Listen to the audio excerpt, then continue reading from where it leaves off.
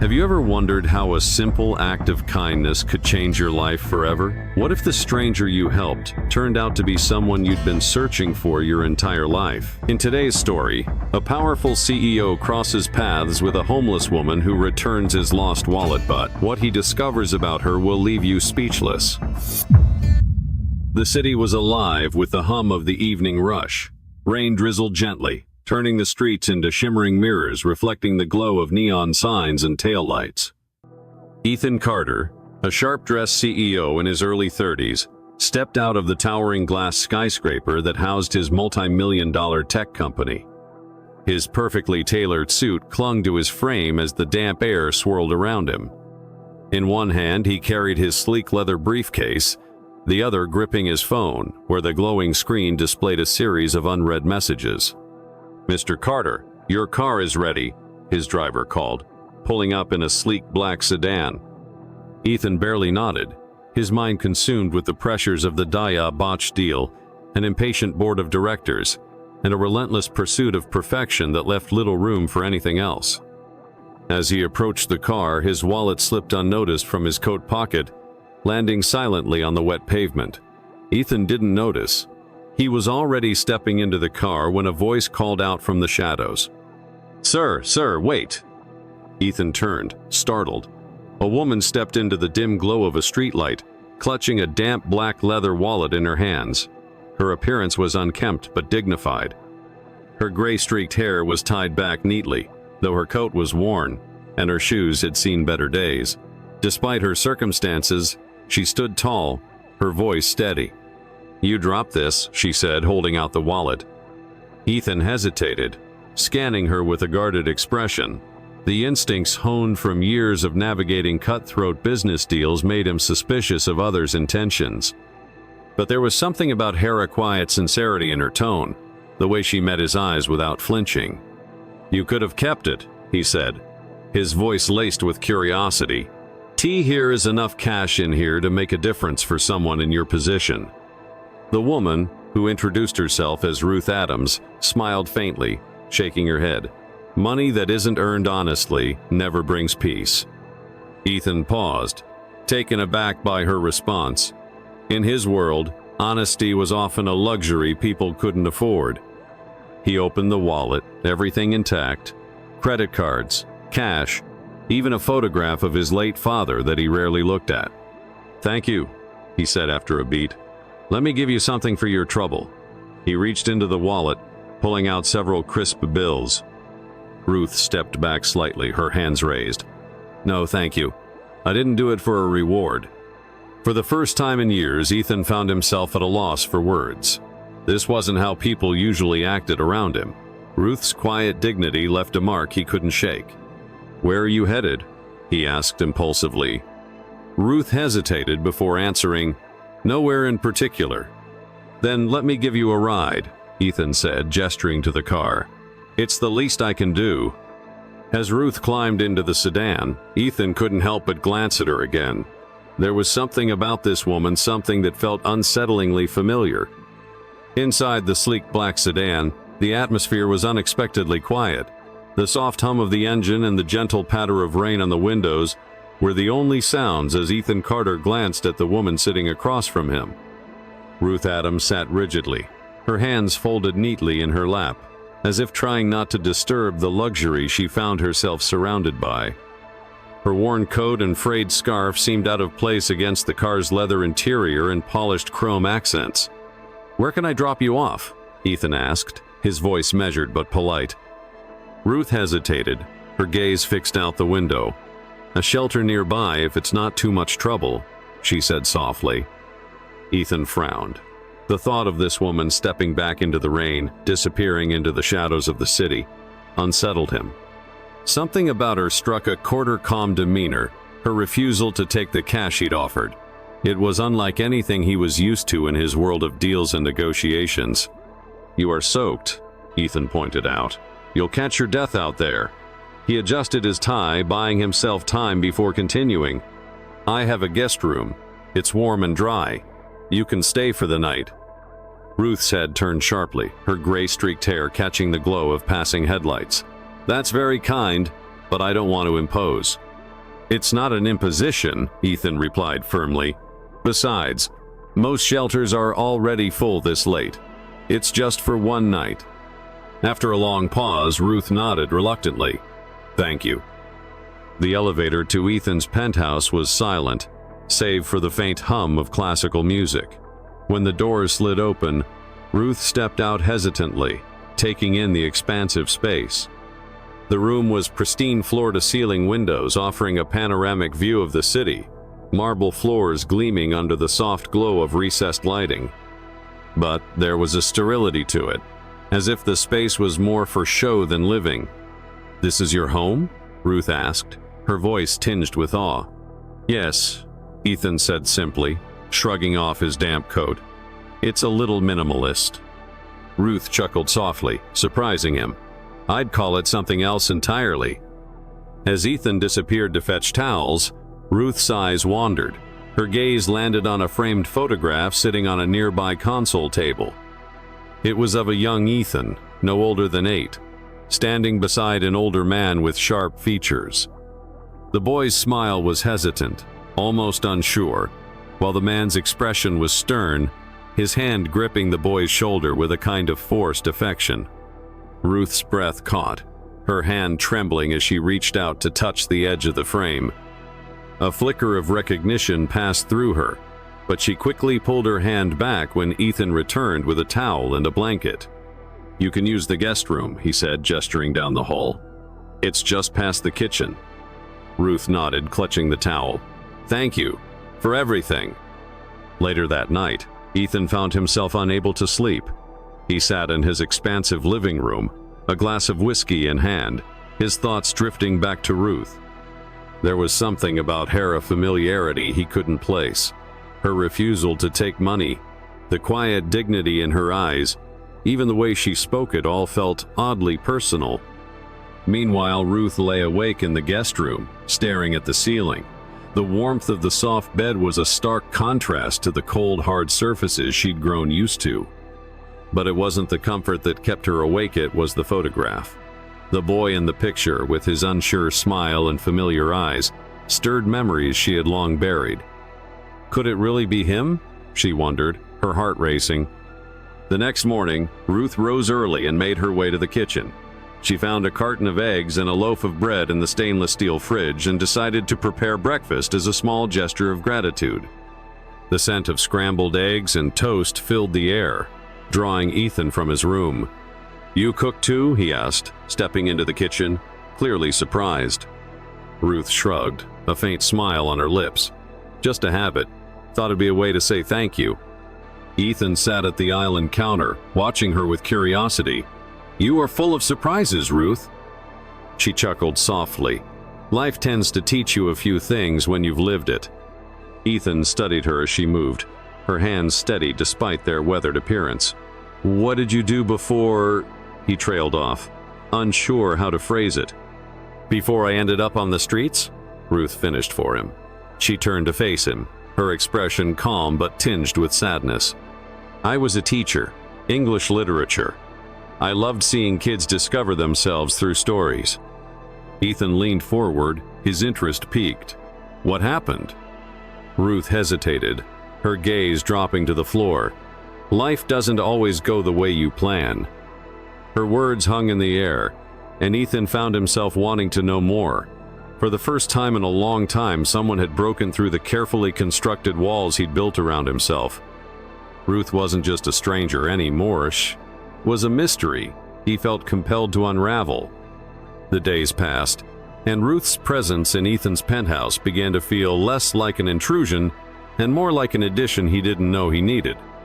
Her quiet demeanor brought a calmness to the sterile space, and her thoughtful gestures like preparing simple meals or tidying up without being asked added a warmth that had been missing for years. Ethan often found himself drawn to the kitchen in the mornings, where Ruth would already be awake, sipping coffee and reading from one of his many untouched books. One day he couldn't resist asking, "You are always up early. Don't you ever sleep in?" Ruth smiled faintly over the rim of her mug. When you've spent years trying to make the most of every sunrise, it becomes a habit. Ethan paused, leaning against the counter. You said you were a teacher. What made you stop? Ruth hesitated, her fingers tracing the rim of her cup. Sometimes life forces you to make sacrifices, she said softly. I had to leave everything behind to protect someone I loved. Her answer left Ethan unsettled. There was a weight to her words that hinted at pain and loss, and though he wanted to press her for details, he held back. Ethan sat alone in his office, the city lights of Manhattan twinkling beyond the floor-to-ceiling windows. The photograph Ruth had carried with her lay on his desk, alongside his own childhood picture with his grandfather. The pieces of the puzzle didn't just fit, they screamed the truth. Ruth was his mother, and everything he thought he knew about his past was a lie. He dialed the number for Marcus Hale, the private investigator he'd hired for countless business dealings. This time, it wasn't about contracts or competitors, it was personal. I need you to dig into my family's history, Ethan said, his voice clipped. Specifically, my mother. 2 days later, Marcus arrived at Ethan's penthouse with a folder filled with documents. Ethan ushered him to the dining table, the same place where Ruth had served him breakfast only a week ago. What did you find? Ethan asked, his tone guarded. Marcus opened the folder, revealing old hospital records, adoption papers, and legal documents. It wasn't easy, but I managed to uncover some details your grandfather likely tried to bury. Ruth Adams is listed as your birth mother on this hospital record. You were born at St. Mary's Medical Center. Shortly after, your father's family intervened. Ethan leaned forward, scanning the documents. His jaw tightened as he read the words, each one confirming Ruth's story. They made her sign over custody rights, Marcus continued. The records show your grandfather used his influence to ensure she couldn't contest the decision. He even had her blacklisted from several jobs in the area, making it nearly impossible for her to stay close. Ethan's stomach churned. The man who had raised him with an iron fist, who had drilled into him the importance of strength and control, had also been the architect of his mother's despair. Do you have any proof that she tried to find me? Ethan asked, his voice quieter now. Marcus nodded and pulled out a collection of letters. These were sent to various organizations, lawyers, adoption agencies, even your grandfather's office. All of them were either returned or ignored.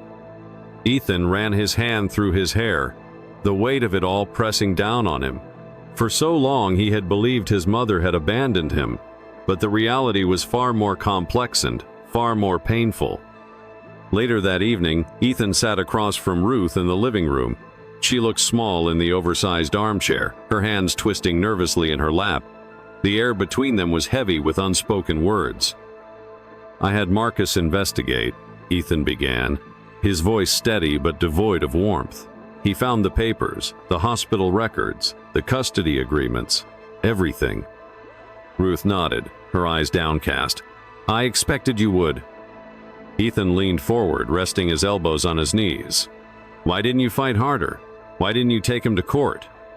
Ruth's gaze met his, her eyes glistening with unshed tears. I tried, Ethan, but your grandfather was ruthless. He had money, power, and connections. Every lawyer I approached turned me away once they realized who I was up against. You could have told me when we met, Ethan pressed. Why didn't you? Because I was afraid, Ruth admitted. Afraid you'd hate me. Afraid you'd think I was weak for not fighting harder. But most of all, I was afraid you'd reject me. Ethan stood, pacing the room. Do you have any idea what it was like growing up thinking my mother didn't want me? My grandfather told me you'd left because you couldn't handle being a parent, that you didn't care. Ruth flinched, her tears spilling over. I never stopped caring, not for 1 second. Every decision I made was to protect you, even if it meant I couldn't be with you. The anger and hurt in Ethan's chest threatened to boil over, but as he looked at Ruth, her shoulders trembling, her face etched with years of pain, he felt a pang of something else. Empathy. Do you still have it? Ethan asked after a moment, his tone softening. Have what? Ruth replied, confused. The locket, Ethan clarified. The one you wore that night. Ruth reached for her neck, pulling the small golden pendant from beneath her sweater. She unclasped it and handed it to Ethan. This has been with me through everything. It's all I had left of you, Ethan opened the locket, revealing a tiny photograph of a baby wrapped in a blue blanket. His breath caught as he recognized himself, his infant face staring back at him. "I still have mine," Ethan admitted, pulling a matching locket from his pocket. "I found it years ago in one of my father's belongings. I never knew where it came from." Tears streamed down Ruth's face as she reached out to touch the locket in Ethan's hand. "I gave them both to you, hoping you'd have at least one piece of me with you, even if I couldn't be there." Ethan sat alone in his office, the city lights of Manhattan twinkling beyond the floor-to-ceiling windows. The photograph Ruth had carried with her lay on his desk, alongside his own childhood picture with his grandfather. The pieces of the puzzle didn't just fit, they screamed the truth. Ruth was his mother, and everything he thought he knew about his past was a lie. He dialed the number for Marcus Hale, the private investigator he'd hired for countless business dealings. This time, it wasn't about contracts or competitors, it was personal. "I need you to dig into my family's history," Ethan said, his voice clipped. "Specifically, my mother." 2 days later, Marcus arrived at Ethan's penthouse with a folder filled with documents. Ethan ushered him to the dining table, the same place where Ruth had served him breakfast only a week ago. "What did you find?" Ethan asked, his tone guarded. Marcus opened the folder, revealing old hospital records, adoption papers, and legal documents. "It wasn't easy, but I managed to uncover some details your grandfather likely tried to bury. Ruth Adams is listed as your birth mother on this hospital record. You were born at St. Mary's Medical Center. Shortly after, your father's family intervened." Ethan leaned forward, scanning the documents. His jaw tightened as he read the words, each one confirming Ruth's story. "They made her sign over custody rights," Marcus continued. "The records show your grandfather used his influence to ensure she couldn't contest the decision. He even had her blacklisted from several jobs in the area, making it nearly impossible for her to stay close." Ethan's stomach churned. The man who had raised him with an iron fist, who had drilled into him the importance of strength and control, had also been the architect of his mother's despair. "Do you have any proof that she tried to find me?" Ethan asked, his voice quieter now. Marcus nodded and pulled out a collection of letters. These were sent to various organizations, lawyers, adoption agencies, even your grandfather's office. All of them were either returned or ignored. Ethan ran his hand through his hair, the weight of it all pressing down on him. For so long he had believed his mother had abandoned him, but the reality was far more complex and far more painful. Later that evening, Ethan sat across from Ruth in the living room. She looked small in the oversized armchair, her hands twisting nervously in her lap. The air between them was heavy with unspoken words. "I had Marcus investigate," Ethan began, his voice steady but devoid of warmth. "He found the papers, the hospital records, the custody agreements, everything." Ruth nodded, her eyes downcast. "I expected you would." Ethan leaned forward, resting his elbows on his knees. "Why didn't you fight harder? Why didn't you take him to court?" Ruth's gaze met his, her eyes glistening with unshed tears. "I tried, Ethan, but your grandfather was ruthless. He had money, power, and connections. Every lawyer I approached turned me away once they realized who I was up against." "You could have told me when we met," Ethan pressed. "Why didn't you?" "Because I was afraid," Ruth admitted. "Afraid you'd hate me. Afraid you'd think I was weak for not fighting harder. But most of all, I was afraid you'd reject me." Ethan stood, pacing the room. "Do you have any idea what it was like growing up thinking my mother didn't want me? My grandfather told me you'd left because you couldn't handle being a parent, that you didn't care." Ruth flinched, her tears spilling over. "I never stopped caring, not for 1 second. Every decision I made was to protect you, even if it meant I couldn't be with you." The anger and hurt in Ethan's chest threatened to boil over, but as he looked at Ruth, her shoulders trembling, her face etched with years of pain, he felt a pang of something else. Empathy. "Do you still have it?" Ethan asked after a moment, his tone softening. "Have what?" Ruth replied, confused. "The locket," Ethan clarified. "The one you wore that night." Ruth reached for her neck, pulling the small golden pendant from beneath her sweater. She unclasped it and handed it to Ethan. "This has been with me through everything. It's all I had left of you." Ethan opened the locket, revealing a tiny photograph of a baby wrapped in a blue blanket. His breath caught as he recognized himself, his infant face staring back at him. "I still have mine," Ethan admitted, pulling a matching locket from his pocket. "I found it years ago in one of my father's belongings. I never knew where it came from." Tears streamed down Ruth's face as she reached out to touch the locket in Ethan's hand. "I gave them both to you, hoping you'd have at least one piece of me with you, even if I couldn't be there." The next morning, Ethan and Ruth visited St. Mary's Medical Center, the hospital where he was born. Walking through the halls felt surreal for Ethan, as if he were retracing steps he didn't remember taking. Ruth stayed close, her hand brushing against his arm occasionally, as if seeking reassurance. In the hospital's archives, a kind receptionist handed them a file marked with Ethan's birth date. Inside were more documents, including a handwritten note from Ruth addressed to her son. Ethan read it aloud, his voice breaking. "To my dearest boy, I hope this finds you one day. I love you more than words can say. I am sorry I couldn't be there, but please know it was never because I didn't want to be. You are my greatest joy, and I will never stop hoping we'll be together again someday. Forever yours, Mom." Ethan's hand shook as he lowered the paper. He looked at Ruth, who was silently crying beside him. "You wrote this for me?" She nodded. "I didn't know if you'd ever see it, but I needed to try." That evening, back at the penthouse, Ethan sat in his study, staring at the two matching lockets on his desk. Ruth's story was real. Her sacrifices were real. The anger he'd carried for years began to dissolve, replaced by an ache he couldn't quite describe. Ruth knocked gently on the doorframe, her face tentative. "I just wanted to say goodnight." "Wait," Ethan said, standing. He hesitated, then stepped closer to her. "Thank you for never giving up on me." Ruth's lips trembled as she smiled. "I'll never stop, Ethan, no matter what." In that moment, Ethan realized that while he couldn't change the past, he could shape the future, and for the first time in years, he didn't feel so alone. Ethan Carter sat at the head of the dining table in his penthouse, the table now set with the simple meal Ruth had prepared: roasted chicken, steamed vegetables, and warm rolls.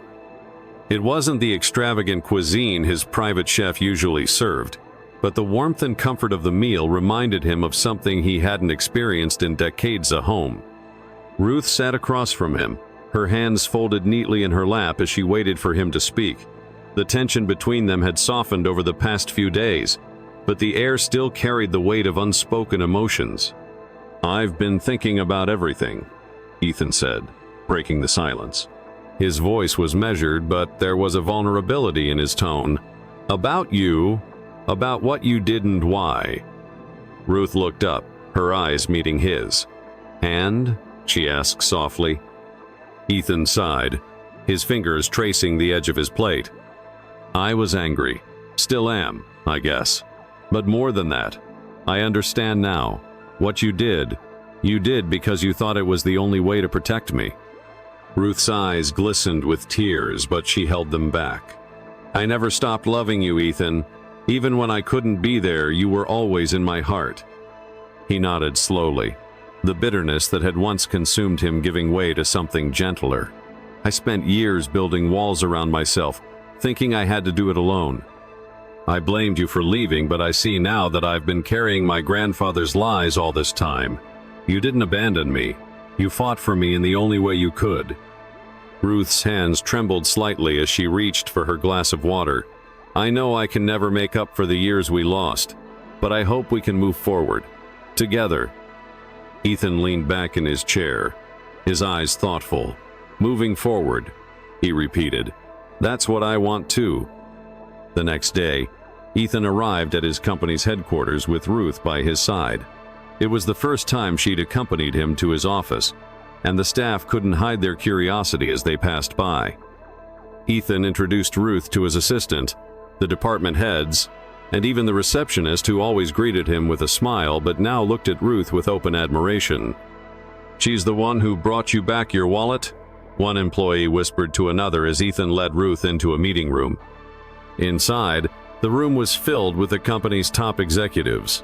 Ethan stood at the head of the table, Ruth seated just behind him. He began the meeting with an announcement that left everyone stunned.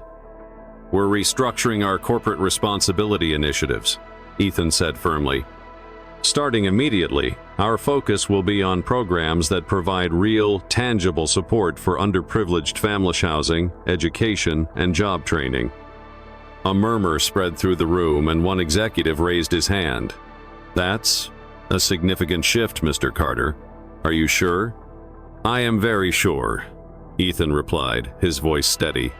"For too long, we've donated to causes without truly understanding the impact. But I've come to realize that we can do more, much more."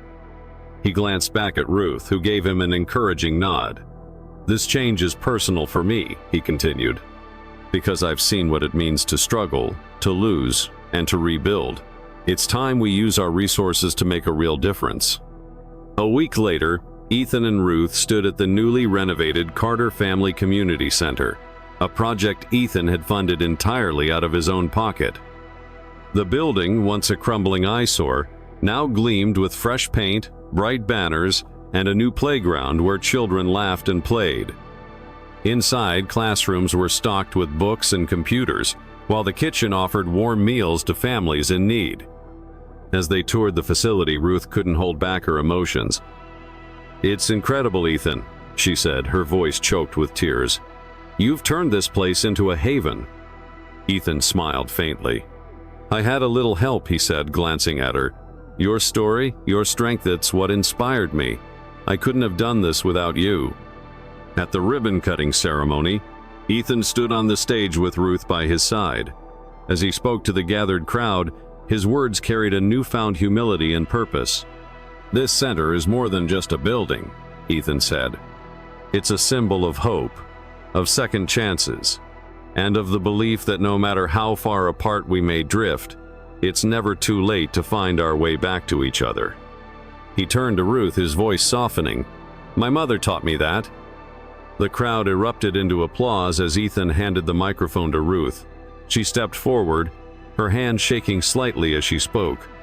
"All my life, I've believed in the power of stories," Ruth said. "Stories that teach us about love, resilience, and redemption. Standing here today with my son, I feel like I am living one of those stories." She paused, her eyes scanning the crowd. "If here is one thing I've learned, it's that it's never too late to make things right, never too late to heal." That night, back at the penthouse, Ethan and Ruth sat together on the couch, flipping through old photographs Ruth had kept over the years. There were pictures of Ethan as a baby, smiling brightly in her arms, and of Ruth as a young woman, her face full of hope and determination. "You've changed everything for me," Ethan said quietly, his voice thick with emotion. "And you've given me a reason to keep going," Ruth replied. "I can't thank you enough for letting me back into your life." Ethan placed a hand on hers. "We can't change the past, but we have the future, and I want us to make the most of it." Ruth smiled, her heart full for the first time in decades. "Me too, Ethan. Me too." As they sat together, the city lights twinkling outside, it was clear that something had shifted. The walls that had once separated them were gone, replaced by the bond they were finally building strong, steady, and unbreakable. The grand ballroom was filled with light and life, the crystal chandeliers casting a warm glow over the crowd of supporters, families, and community members gathered for the Carter Foundation's annual benefit gala. The event had always been an exclusive affair, but this year, the atmosphere was different, more inclusive, more meaningful. At the center of it all stood Ethan Carter, no longer the untouchable corporate mogul he had once been, but a man transformed by love, forgiveness, and purpose. Beside him was Ruth Adams, his mother, her quiet dignity and radiant smile captivating everyone in the room. As the evening reached its crescendo, Ethan stepped onto the stage, adjusting the microphone. The room fell silent, all eyes on him. "Good evening," he began, his voice steady but filled with emotion. "Tonight isn't just about raising funds or celebrating success. It's about something much deeper. It's about family, second chances, and the power of hope." Ethan glanced at Ruth, who nodded encouragingly. "A few months ago, I would have stood here and told you about profits and projections, about the measurable impact of your donations. But tonight, I want to share something personal." The audience leaned in, sensing the gravity of his words. "I grew up believing that success was the only thing that mattered. I thought strength meant shutting people out, building walls around myself. But I was wrong." Ethan's voice softened as he continued. "It wasn't until I met a one who had every reason to give up, yet never did that, I realized the true meaning of strength." Ethan turned to Ruth, gesturing for her to join him on stage. As she approached, the crowd broke into applause, recognizing the woman who had become a symbol of resilience and grace. "This is my mother, Ruth," Ethan said, his voice cracking slightly. "She spent years searching for me, even when the odds were stacked against her. Her love, her sacrifices, and her determination have not only changed my life but also inspired the work we're doing now." Ruth took the microphone, her hands trembling slightly. "Thank you," she began, her voice clear despite her nerves, "for believing in the work Ethan and I are doing. But more importantly, thank you for believing in the power of second chances." She paused, looking out over the sea of faces. "My story is not unique. There are countless mothers, fathers, and children out there who have been separated by circumstances beyond their control. This foundation isn't just about giving them food or shelter, it's about reuniting families, restoring dignity, and reminding them that they are not alone." The room erupted into applause as Ruth stepped back, tears glistening in her eyes. Ethan placed a protective arm around her shoulder as he addressed the crowd one final time. "Tonight, we've raised enough to expand our programs across the state, ensuring that more families have access to the support they need. But this isn't the end, it's just the beginning." As the night wound down, Ethan and Ruth stood together on the balcony overlooking the city. The air was cool, and the distant hum of traffic created a soothing backdrop to their quiet conversation. "I never thought I'd be here," Ruth said, her voice soft. "Standing beside my son, watching him change the world." Ethan smiled, his hands resting on the balcony railing. "And I never thought I'd find the missing piece of my life. You've given me more than I ever realized I needed, Mom." They stood in companionable silence for a moment before Ruth reached into her pocket and pulled out a small wrapped package. "I have something for you," she said, handing it to Ethan. Ethan unwrapped it carefully, revealing a leather-bound journal. Inside were decades worth of entries, Ruth's thoughts, memories, and prayers for him.